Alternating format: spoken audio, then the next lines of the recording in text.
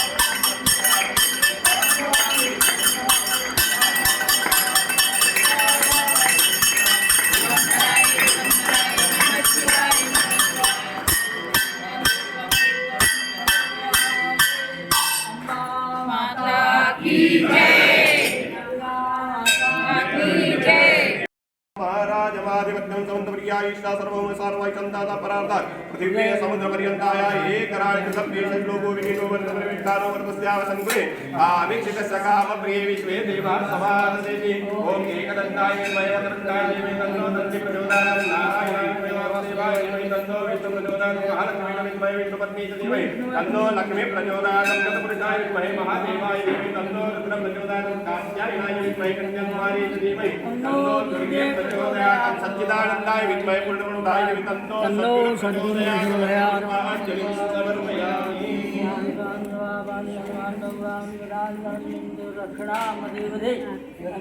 शरणं नास्ति शरणं तस्मात् कारेण भावेन रक्षणं च परमेश्वरं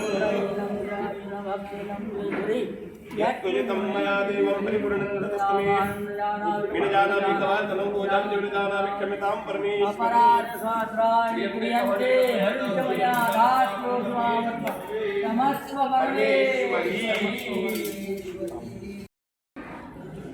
आज मार्गशीर्ष महिन्यातले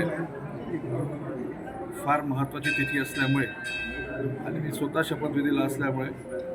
अमरावती नगरीला कुठेतरी मंत्रिपद भेटावं आणि अमरावती नगरीला जो नवनीत राणांनी लोकसभेला जे कामं चालू केलेले होते त्या कामाला गती भेटावी आणि मागच्या लोकसभेमध्ये जे आपण अमरावतीतले लोक एका खासदारांपासून मुकलो आहे आणि आताचाही खासदार आमच्यापाशी इथे अमरावतीला आहे नाही, त्याच्यामुळे आम्हाला असा कोणतरी माणूस पाहिजे जो खासदार, आमदार आणि मंत्रिपद ह्या तिघांचंही जे पोकळी आहे ते निर्माण जे झालेली आहे ती पूर्ण करू शकेल आणि अशा याच्यात अमरावती जिल्ह्याला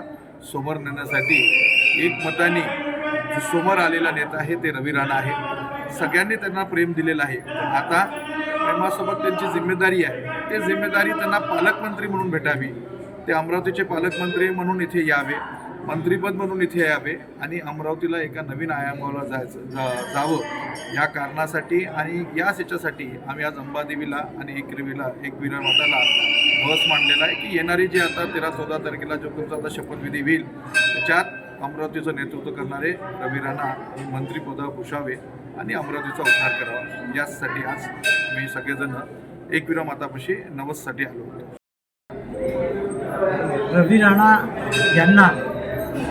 संपूर्ण महाराष्ट्रात विधानसभेत एक मोठी जबाबदारी देण्यात यावी अशी आम्ही आज प्रभूच्या चरणी येऊन प्रार्थना केलेली आहे. आमचं स्पष्ट मत आहे, संपूर्ण महाराष्ट्राला नव्हे तर पूर्ण भारताला माहीत आहे की जेव्हा रवी राणा, नवनीत राणा त्यांच्यासोबत त्यांचे सहकारी एक होतात तर ते 11ने 1,01,111 होतात, 11,111 अशी एवढी मोठी त्यांची टीम आहे. ते कोणतंही काम करताना रवी राणा आपले जे खून आहे त्यांचे ते पाणी करतात. अशा व्यक्तींना जे सेवा महाराष्ट्र सरकारने संपूर्ण महाराष्ट्रासाठी, मी ठामपणे सांगतो, अमरावती नाही पूर्ण महाराष्ट्राला जेव्हा रवी राणा काय करू शकते त्या स्तरावरची त्यांना जबाबदारी दिली, तो आपली भारतीय जनता पार्टी, आमची जी महायुती आहे ती पण बळकट होणार आणि रवी राणाच्या माध्यमाने लाखो नाही करोडो लोकांच्या जीवनात प्रकाश येणार आहे. त्यांच्या कामातून करोडो लोकांच्या खूप त्यांच्या जीवनात त्यांना फायदा मिळणार आहे अशी प्रभूचरणी प्रार्थना करून मी आदरणीय देवेंद्र फडणवीस यांना विनंती करतो की त्यांनी त्यांना मंत्रिमंडळात योग्य असं जबाबदारी द्यावी. धन्यवाद. आई अंबाईला नमन करतो आणि वार्ताला नमन करतो. आज सर्व उपस्थितीमध्ये दोन्ही मातांना नमन करून या ठिकाणी आम्ही साखर घातला आहे आणि सर्व कार्यकर्त्यांच्या उपस्थितीमध्ये अंबाईला ऐकूयाला की रवी राणा यांना जे महाराष्ट्रामध्ये आपलं जिल्ह्यात चांगलं पाहण्यात मिळालं आणि त्यांना आता चांगलं